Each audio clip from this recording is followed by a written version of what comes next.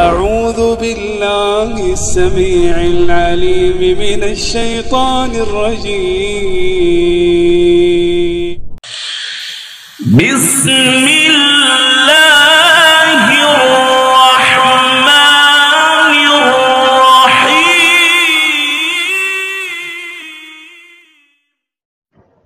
السلام علیکم ورحمۃ اللہ وبرکاتہ۔ جناب ابو بکر قدوسی صاحب، اللہ آپ کو ایمان صحت والی لمبی زندگی عطا فرمائے۔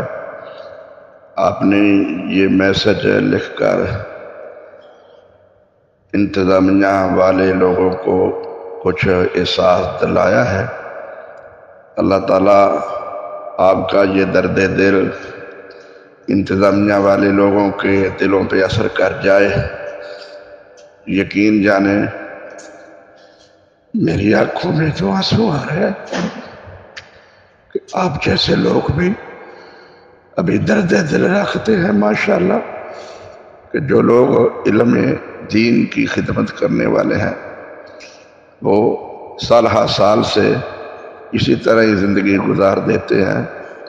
دین کے نام پر بہرحال ان کو تو اللہ ضرور اجر عطا فرمائے گا، لیکن انتظامیہ والے لوگوں کو چاہیے وہ بڑے بڑے مدارس مساجد بڑی بڑی ٹیلیں اور عمارتیں تو بنا لیتے ہیں، تیار کر لیتے ہیں، لیکن جس طرف آپ نے توجہ دلائی ہے علم پڑھنے پڑھانے والے لوگوں پر ان کی توجہ نہیں ہوتی۔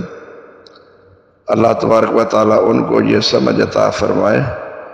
ٹیلیں عمارتوں کے بغیر کام چل سکتا ہے، لیکن اہل علم کے بغیر کام نہیں چلتا۔ تو اہل علم بیچارے اسی طرح ساری زندگی مسجدوں میں چلے جاتے ہیں۔ مجھے پتہ ہے کہ میرے شیخ استاد محترم حافظ عبدالقادر روپڑی رحمۃ اللہ علیہ، جب میں ان کی خبر لینے کے لیے گیا تو کہنے لگے کہ اب کوئی پتہ ہی نہیں لیتا، اگر میں کسی کو کہتا ہوں کہ یہ مجھے دوائی لا دو تو پھر باہر جا کر وہ گلہ کرتے ہیں۔ ہمارے اسلامی نظام سے انسانی ہمدردی کے لیے جن کو ہم کافر کہتے ہیں وہ بھی اپنے ملازموں کی جو ہے پینشن لگا دیتے ہیں، تو ہم تو عالم بیمار ہو جائے تو اس کی خبر لینے کے لیے بھی تیار نہیں ہوتے۔ خطیب امام بدل لیتے ہیں، چلیں بہرحال علماء تو صبر کر کے اپنی زندگی گزار ہی دیتے ہیں۔ آپ کے میسج نے بہت مجھے رلایا ہے۔ اللہ آپ کے اس درد دل کو مدارس مساجد کی انتظامیہ کے دل تک بھی اثر کرنے کی ان کو توفیق عطا فرمائے، اثر فرما دے۔ وہ کبھی وقت ہوتا تھا علامہ صاحب ہوتے تھے، مولانا عبدالخالق قدوسی صاحب ہوتے تھے، مولانا عبید اللہ حفیظ صاحب ہوتے تھے، مولانا عزیز زبیدی صاحب ہوتے تھے، یا قاضی مقبول صاحب ہوتے تھے۔ کبھی مقدمہ قدوسیہ پہ یہ رونقیں لگی ہوئی ہوتی تھی۔ آج اس درد دل سے نہ کوئی کسی کو ملتا ہے، نہ کبھی کوئی کسی کی خبر لیتا ہے۔ مجھے تو آپ کا یہ میسج جو ہے نا وہ پرانی یادیں دلا رہا ہے۔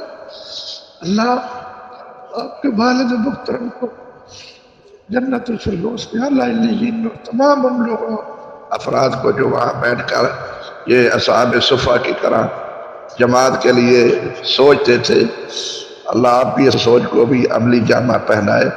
میں آپ کو مبارکباد پیش کرتا ہوں کہ آپ نے اس نہج پہ سوچ کر یہ میسج جاری کیا ہے۔ یہ تمام انتظامیہ تک ہونا چاہیے اور اس کی پوری بھرپور تحریک چلانی چاہیے۔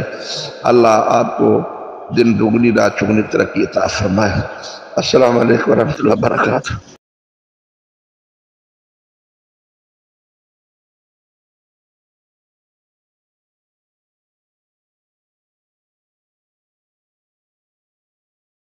اللهم إنك عفو تحب العفو فاعف عنا.